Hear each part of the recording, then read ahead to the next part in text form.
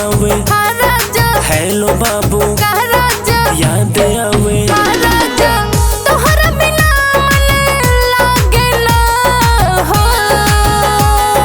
Hello राजा का बाबू आई बघारे। हाँ बाबू हेलो राजा का बाबू आई बघारे। हाँ बाबू तोहरा बिना मन लागे ना हो।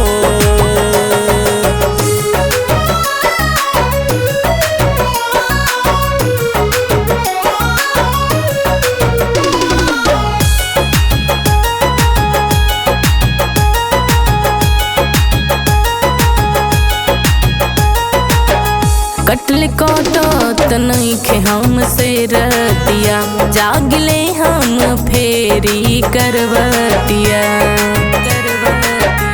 कुछ दिन के बाटे रानी मजबूरी यही से बाटे हमनी के बीच दूरी। खाना खैलू है सूत गैलू है खाना खैलू है सूत गैलू है।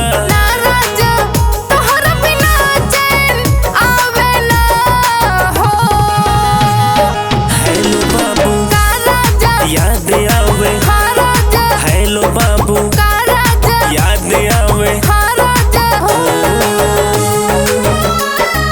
हेलो बाबू